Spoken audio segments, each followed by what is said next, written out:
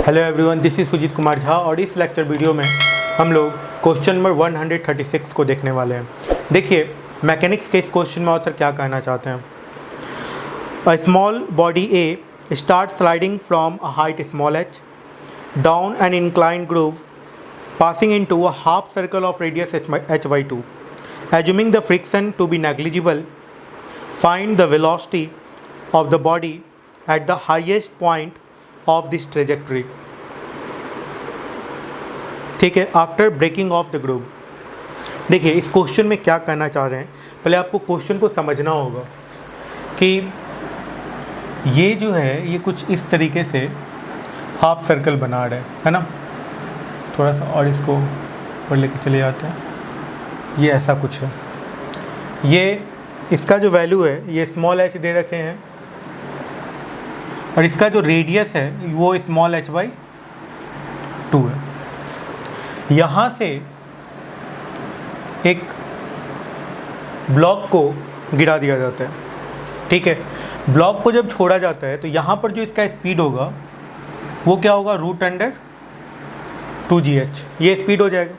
इस बॉल को जब यहाँ से छोड़ा जाएगा तो यहाँ पे जो इसका स्पीड होगा वो कितने के बराबर होगा, रूट अंडर 2gh के बराबर हो जाएगा, ठीक है। अब देखिए कॉन्सेप्ट क्या है यहाँ पे, ये रेडियस जो है वो h बाई 2 के बराबर है ना। तो इसको यदि r मान लें, ठीक है, तो h के जगह पे 2r लिखना पड़ेगा, तो ये कितना आ जाएगा, 4gr आ जाएगा। ओके, ये स्पीड आ गया, मतलब यहाँ पर u का जो वैल्यू है ये रूट अंडर 4gr आ गया। यदि ये रूट अंडर 5gr होता तब तो ये पूरा सर्कल ट्रेवल कर सकता था, पूरा सर्कल घूम सकता था, लेकिन चूंकि रूट अंडर 4gr आ गया, इसका मतलब है ये पूरा सर्कल मूव नहीं करेगा, ये सर्कुलर पाथ को छोड़ के प्रोजेक्टाइल पाथ को अटेंड करेगा। Means circular motion change into projectile motion, ठीक है, CM चेंज इनटू PM। अब देखिए इस पे ना मैंने एक ट्रिक बता रखा है आपको, ट्रिक इन सर्कुलर मोशन।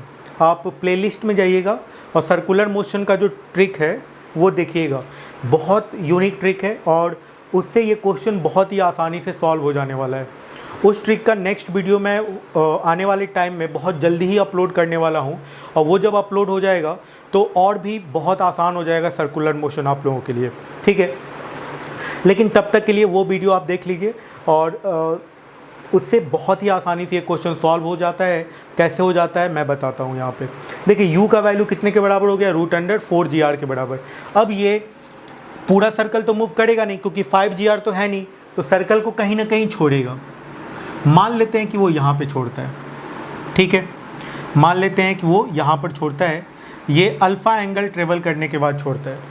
तो ये कॉस अल्फ़ा का वैल्यू मैंने उस ट्रिक में कैलकुलेट करने के लिए बताया है कि किस पॉइंट पे कितने एंगल ट्रेवल करने के बाद सर्कुलर मोशन प्रोजेक्टाइल मोशन में चेंज होता है, और ये होता है 2 - n/3। n क्या है, n है gr के साथ मल्टीप्लाइड नंबर, तो वो कितने के बराबर है, यहाँ पे 4 के बराबर है, तो ये क्या हो जाएगा 2 - 4/3। तो कॉस अल्फ़ा का वैल्यू कितने के बराबर आ गया, -2/3 के बराबर, ठीक है। मतलब इतना एंगल ट्रेवल करने के बाद वो सरफेस को छोड़ेगा, ठीक है।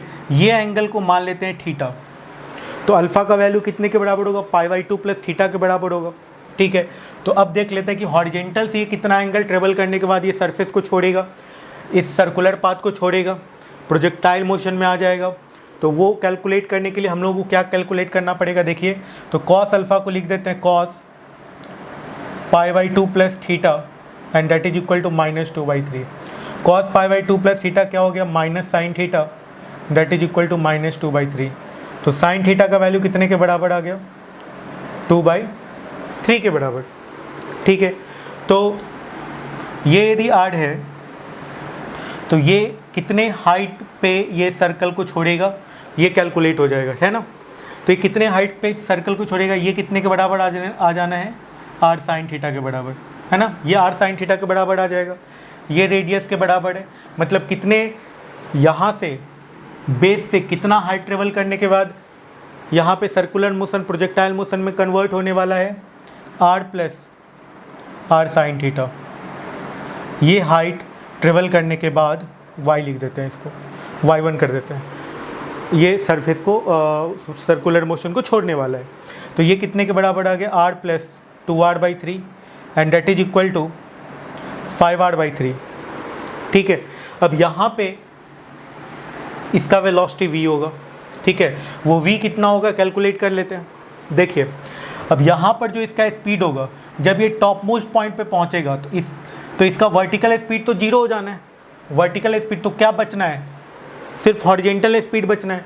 तो हॉरिजेंटल स्पीड इसका कितना हो जाएगा, जो इसका हॉरिजेंटल कंपोनेंट होगा, तो मान लेते हैं यहाँ पे वेलोसिटी v है, ठीक है, ये थीटा है तो ये थीटा होगा, है ना।